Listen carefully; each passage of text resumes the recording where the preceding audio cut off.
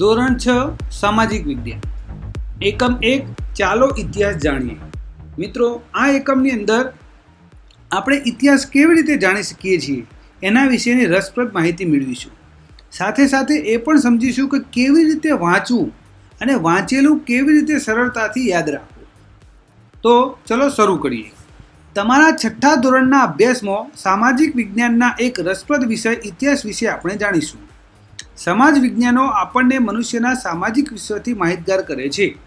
હવે આપણે આટલું વાંચ્યું તો એમાંથી આપણે વન લાઇનર પ્રશ્નો બનાવવાના હોય છે એક વાક્યના. કેવી રીતે? તો જુઓ, પહેલો જ પ્રશ્ન અહીંથી બને કે સમાજ વિજ્ઞાનો આપણને શાનાથી માહિતગાર કરે છે?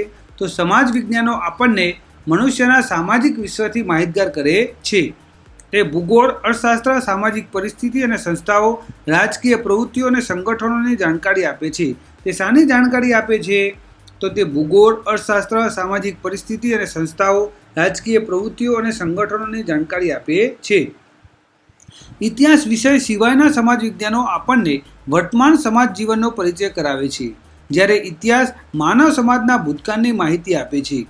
અહીંયા પ્રશ્ન થાય કે સમાજ વિજ્ઞાનની અંદર કયા કયા વિષયનો સમાવેશ થાય છે? તો સમાજ વિજ્ઞાનની અંદર ભૂગોળ, અર્થશાસ્ત્ર, પછી રાજ્યશાસ્ત્ર, રાજકીય પ્રવૃત્તિઓ અને જે અર્થશાસ્ત્ર વગેરેની માહિતી આપણને મળે છે. ઇતિહાસની પણ એમાંથી આપણને માહિતી મળે છે. ઇતિહાસ આપણને શાની માહિતી આપે છે? તો ઇતિહાસ માનવ સમાજના ભૂતકાળની માહિતી આપે છે. આવો પ્રશ્ન પણ પરીક્ષાની અંદર પૂછાઈ શકે છે. જેની મદદથી આપણે વર્તમાન કાળને જાણી શકીએ છીએ. કોની મદદથી આપણે વર્તમાન કાળને જાણી શકીએ છીએ? તો માનવ સમાજના ભૂતકાળની માહિતી પરથી, એટલે કે ઇતિહાસના જ્ઞાન ઉપરથી આપણે વર્તમાનને જાણી શકીએ છીએ. શું આપણે ભૂતકાળના જ્ઞાન વગર વર્તમાન સમાજ જીવનને સમજી શકીએ? માનવે જ્યારે અગ્નિનો ઉપયોગ શરૂ કર્યો ન હતો ત્યારે તેનું જીવન કેવું હતું? તમે એ બાબતની કલ્પના કરો કે માનવી ખેતીવાડી, રસ્તા, વાહન વ્યવહાર, મકાનો વગર કેવી રીતે રહેતો હશે? ઇતિહાસ આપણને માનવ જીવનના આવા વિવિધ રસપ્રદ પાસાઓ વિશે જાણકારી આપે છે. ઇતિહાસ આપણને ભૂતકાળના જુદા જ જીવનની સફર કરાવે છે. તો ભૂતકાળના જુદા જ જીવનની સફર કોણ કરાવે છે? તો ઇતિહાસ કરાવે છે.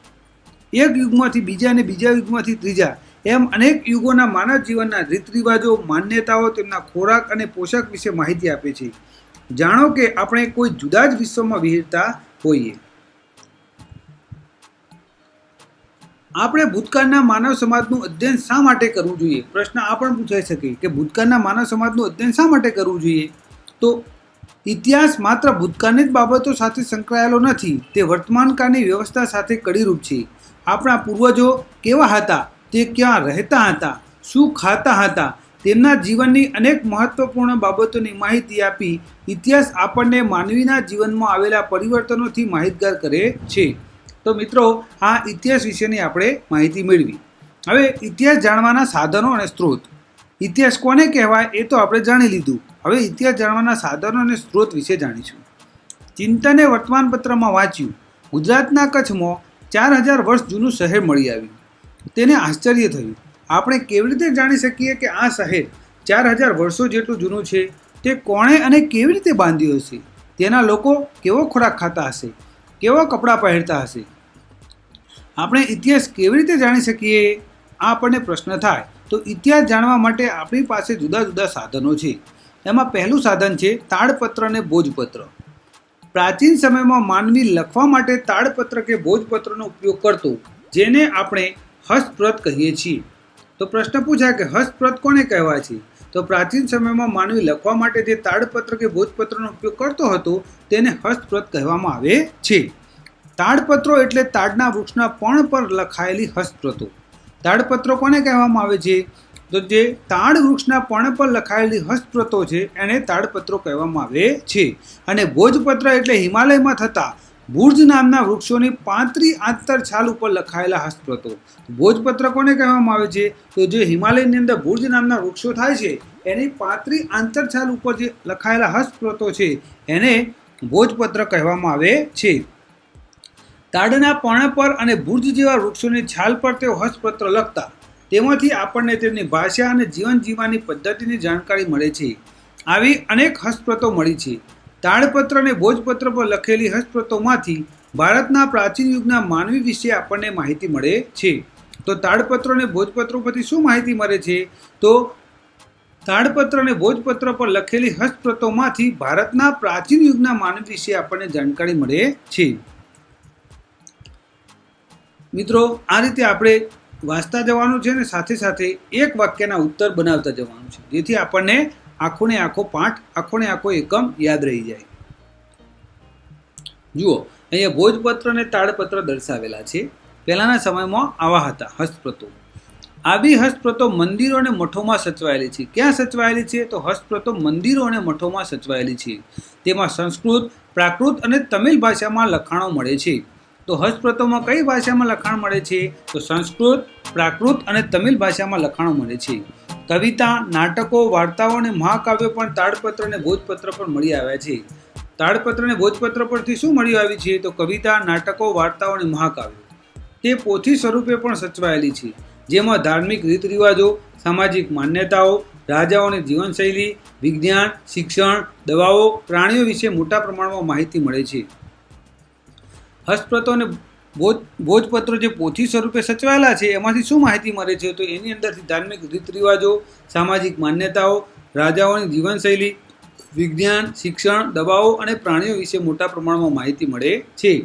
બીજું, અભિલેખો. ધાતુ અને પથ્થરો પર કોતરેલા કે લખેલા લેખ અભિલેખ કહેવાય છે.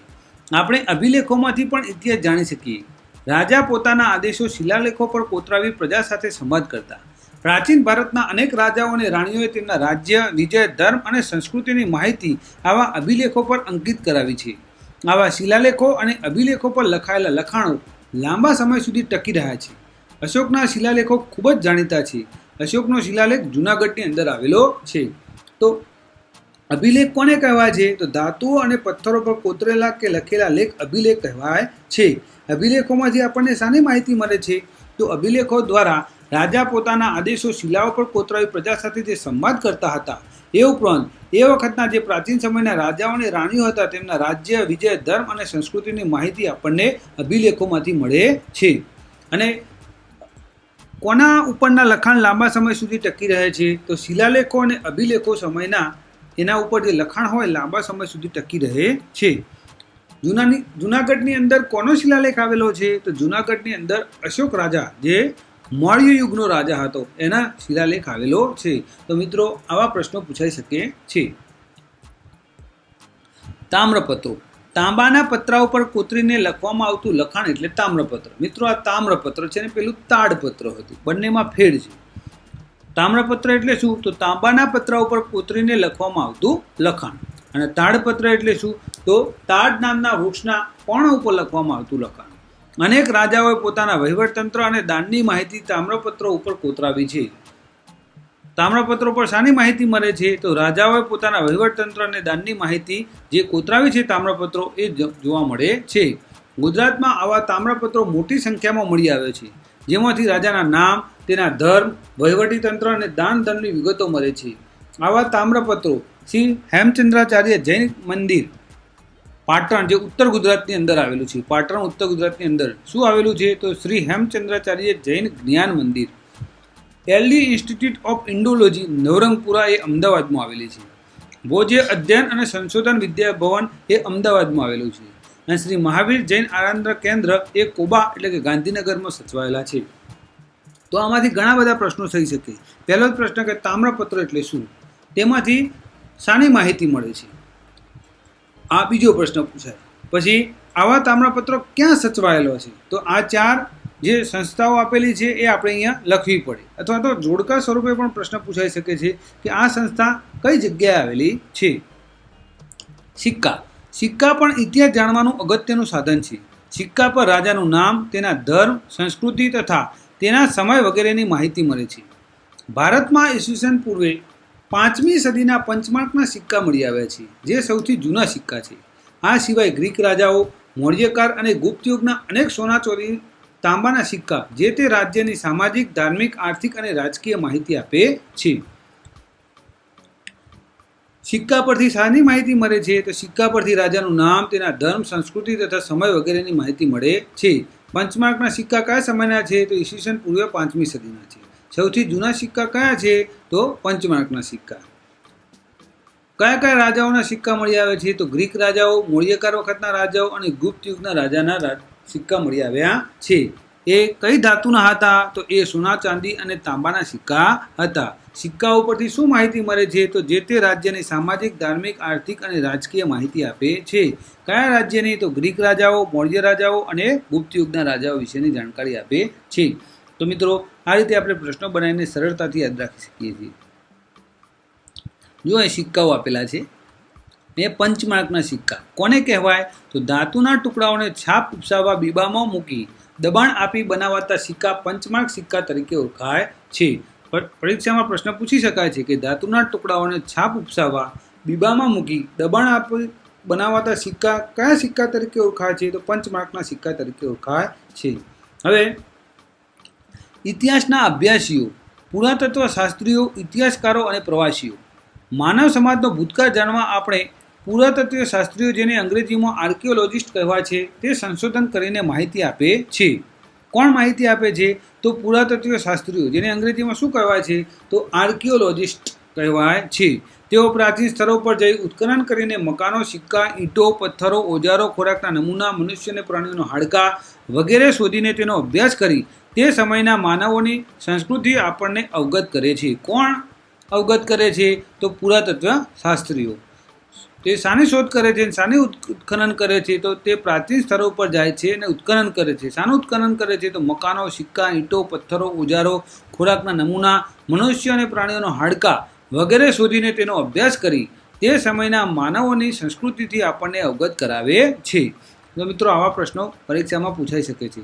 ખાસ તો આર્કિયોલોજિસ્ટ જે સ્પેલિંગ છે એ પણ પરીક્ષામાં પૂછાઈ શકે છે કે પુરાતત્વ શાસ્ત્રીને અંગ્રેજીમાં શું કહેવાય છે. પ્રાચીન કાળથી મનુષ્ય એક જગ્યાએથી બીજી જગ્યાએ પ્રવાસ કરતો રહ્યો છે. ઘણા પ્રવાસીઓ બીજા દેશોમાં જઈને ત્યાંના જીવનની નોંધ પણ કરતા હતા. આવા પ્રવાસીઓના પ્રવાસ વર્ણનમાંથી આપણને જે તે દેશના ઇતિહાસ અને સંસ્કૃતિની જાણકારી મળે છે. તેમાં મેગેસ્થનીસ, પ્લિની, ફાહિયાન, યુઅન સંગ જેવા મુસાફરોનો સમાવેશ થાય છે. તો પ્રવાસીઓમાં કયા કયા પ્રવાસીઓનો સમાવેશ થાય છે? તો મેગેસ્થનીસ, પ્લિની, ફાહિયાન અને યુઅન સંગ જેવા મુસાફરોનો સમાવેશ થાય છે. પ્રવાસીઓમાંથી શું માહિતી મળે છે? તો પ્રવાસીઓના પ્રવાસ વર્ણનમાંથી આપણને જે તે દેશના ઇતિહાસ અને સંસ્કૃતિની જાણકારી મળે છે. પુરાતત્વ શાસ્ત્રીઓ અને ઇતિહાસકારોના સંશોધનોથી આપણને ઉત્તર પશ્ચિમ ભારતમાં સિંધુ નદીના કિનારે પાંગરેલી મહાન સભ્યતાના દર્શન થાય છે. ભારતમાં આજથી 4500 વર્ષ એટલે કે 4500 વર્ષ પહેલાં અનેક શહેરો અસ્તિત્વમાં હતા. એ જ રીતે ગંગા નદીની આસપાસના ક્ષેત્રોમાં આજથી 2500 વર્ષ પહેલાં ઘણા બધા શહેરોનો વિકાસ થયો હતો, તે પણ જાણી શકાય છે.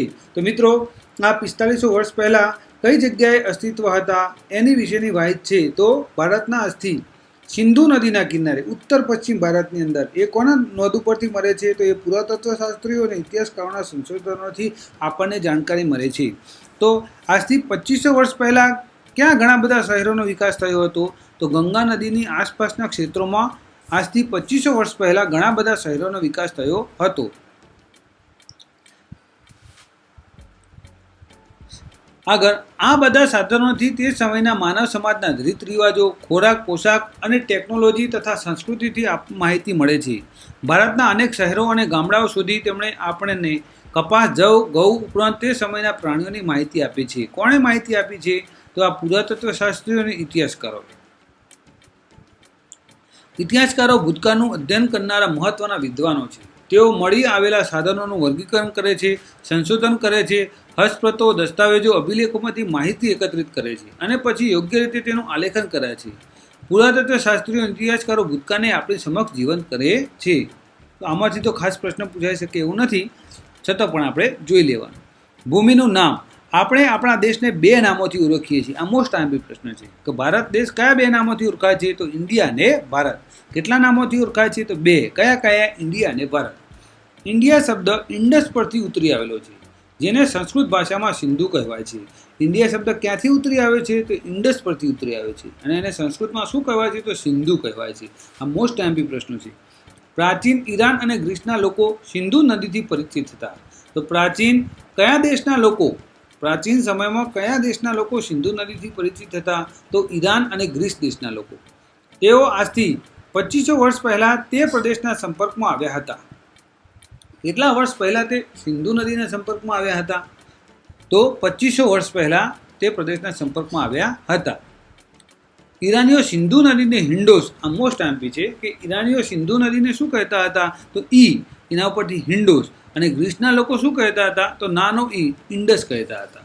જો અહીંયા ઈ મોટો ઈ છે માટે હી રસોઈ છે, અને ગ્રીસના લોકો એને ઇન્ડસ કહેતા હતા. મોટા ઈમાં હિન્ડોસ આવે છે. આપણે યાદ રાખીએ, ઈરાની હિન્ડોસ અને ગ્રીસ ઇન્ડસ.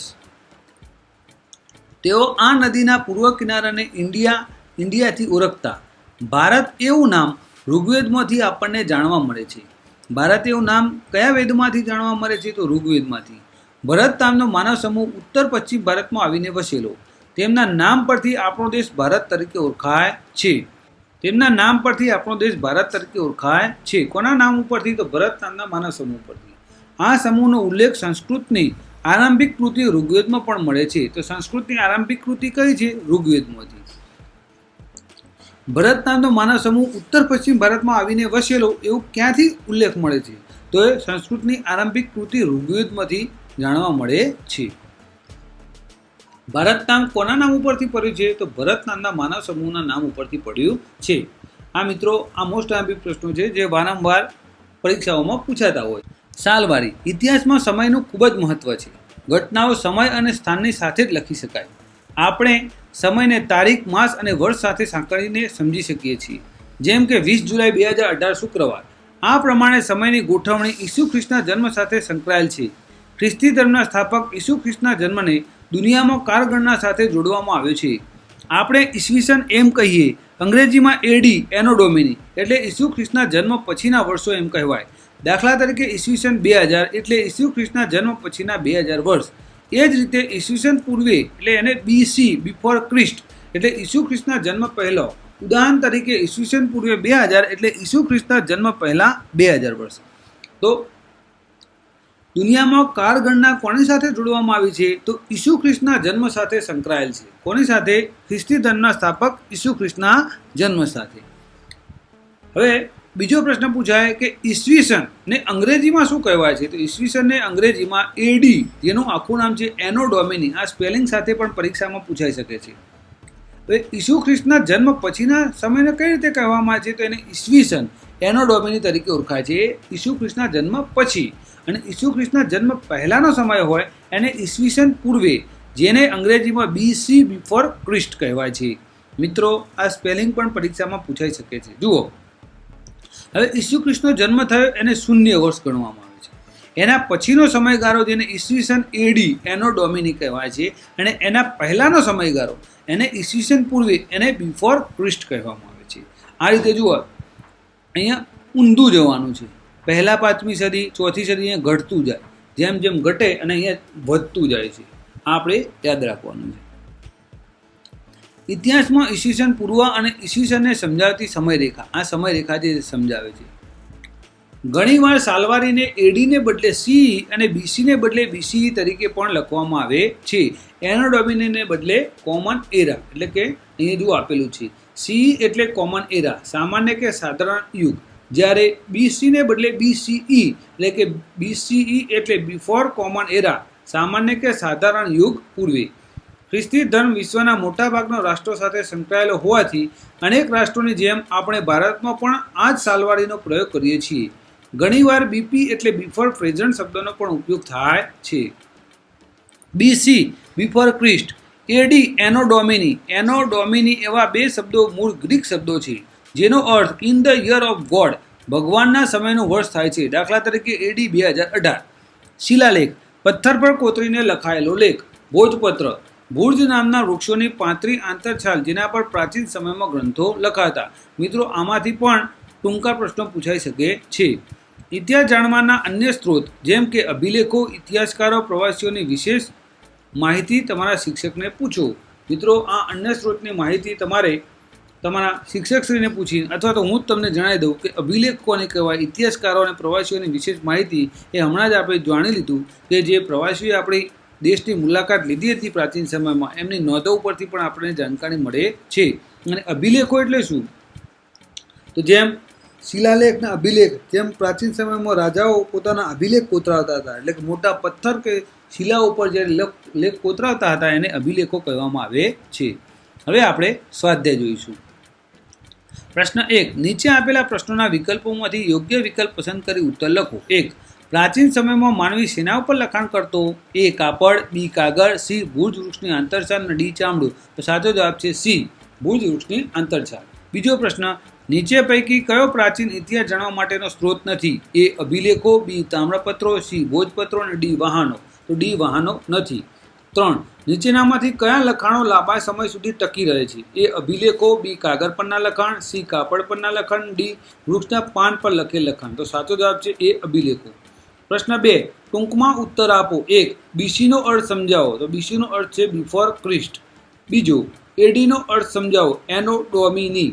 જો BC એટલે બિફોર ક્રિસ્ટ, ઈસુ ખ્રિસ્તના જન્મ પહેલા, અને એનો ડોમિની AD એને ઈસવીસન એટલે કે ઈસુ ખ્રિસ્તના જન્મ પછીનો સમયગાળો કહેવામાં આવે છે. ત્રીજું, ભારતમાં સૌથી જૂના સિક્કા કયા છે? તો પંચમાર્ક સિક્કા ભારતમાં સૌથી જૂના સિક્કા છે, ઈસવીસન પૂર્વે 5મી સદીના. ચોથો પ્રશ્ન. ઇતિહાસ જાણવાના સ્ત્રોત કયા કયા છે? તો ઇતિહાસ જાણવાના સ્ત્રોતો તાડપત્રો, ભોજપત્રો, તામ્રપત્રો, અભિલેખો, શિલાલેખો, સિક્કાઓ અને પ્રવાસી નોંધો.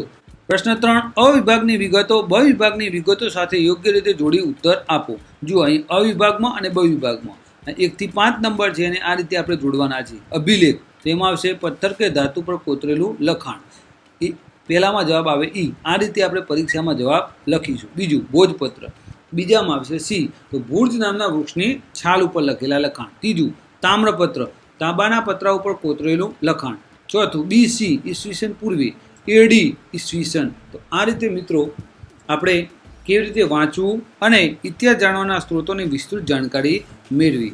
આ રીતે જો તમે મહેનત કરશો, વાંચતા જશો, સાથે સાથે પ્રશ્નો બનાવતા જશો, તો ચોક્કસથી તમને તમારું બધું જ વાંચેલું યાદ રહી જશે અને તમે સરળતાથી તમારા જીવનમાં સફળતા પ્રાપ્ત કરી શકશો. તો મિત્રો, ફરી મળીશું આવતા વિડીયોમાં. ત્યાં સુધી હસતા રહો, તંદુરસ્ત રહો અને ભણતા રહો.